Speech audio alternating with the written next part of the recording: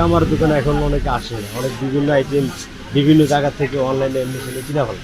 কোরবানির ঈদকে সামনে রেখে শেষ মুহূর্তের ব্যস্ততা তুঙ্গে কামারদের। সকাল থেকে গভীর রাত, কোথাও আবার মধ্যরাত পেরিয়েও বিরামহীন চলছে কাজ। কামারশালা থেকে ভেসে আসা ধাতব শব্দের সুর জানান দিচ্ছে ঈদ আর বেশি দূরে নয়।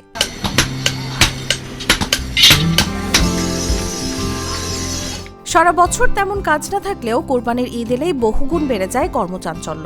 দা, ছুরি, চাপাতি, বটি কিংবা কুড়াল, পশু কোরবানির প্রয়োজনীয় সরঞ্জাম তৈরি আর পুরনোগুলোতে শান দিতেই এখন দম ফেলার সময় নেই কারিগরদের।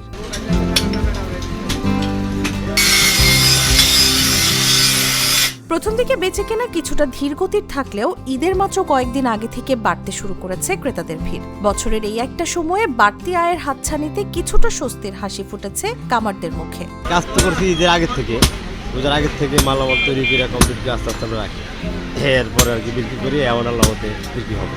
তবে এই ঐতিহ্যবাহী শিল্প এখন নানামুখী সংকটে। প্রয়োজনীয় উপকরণের চড়া দাম, আর্থিক সংকট এবং আধুনিক যন্ত্রপাতির ক্রমবর্ধমান ব্যবহার এই পেশাকে ঠেলে দিচ্ছে চ্যালেঞ্জের মুখে। তার উপর নতুন প্রজন্মের অনাগ্রহে ধীরে ধীরে হারিয়ে যেতে বসেছে শত বছরের পুরনো এই লোকজ শিল্প।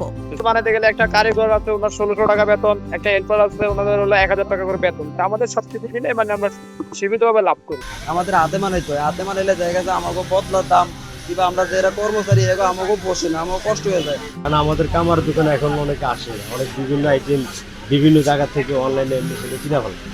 আসলে আমরা যে কামার পবিত্র একটা বছরের জন্য আমরা এই কোরবানি ঈদগুলোকে যে আমরা আশা থাকি, এইটু অনলাইনে চলে যাই, এইটু অনলাইনে বিক্রি করি।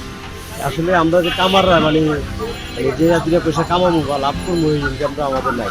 আমাদের যে বর্তমানে যে খরচ, যে কয়লা খরচ, আমাদের যে লোকজনের যে বেতন, এর সাথে আমাদের সাথে মিলে না। আমাদের মানে এদের পাইকারি হিসাবে যদি ধরি তাহলে আমাদের লস হয়, তারপর আমরা কাজ করে যেতে। এখন আমাদের মানে যে আর্থিক অবস্থা, আমরা যে ইনকামটা করবো সেই ইনকাম করতে পারি না। সরকারিভাবে কোনো লোন বা কোনো কিছু আমরা পাচ্ছি না। আমাদের টাকা না হলে টাকা ধরা যায় না। আমরা টাকার অভাবে আমাদের ব্যবসা করতে, আমাদের লোকজন চালাইতে আমাদের অনেক কষ্ট হয়ে যায়। আমরা যদি ভালো ধরনের লোন পেতাম, ব্যবসা আরও আগে উন্নত বা ডিজিটাল বাংলাদেশের মতন ডিজিটাল করতে হবে। সারা বিশ্ব কি ডিজিটাল, এখন আমাদের কামারেরও সেই যন্ত্রপাতি বেরিয়েছে, সেটা নিয়ে আমাদের আগেই দিব। এত সব প্রতিকূলতা আর আধুনিকতার আগ্রাসন পাশ কাটিয়ে জীবিকার তাগিদে এখনো লোহা আর আগুনের সঙ্গে লড়াই চালিয়ে যাচ্ছেন কামাররা। লোকজ ঐতিহ্য ধরে রাখার এই ব্যস্ততা চলবে চাঁদ রাত পর্যন্ত।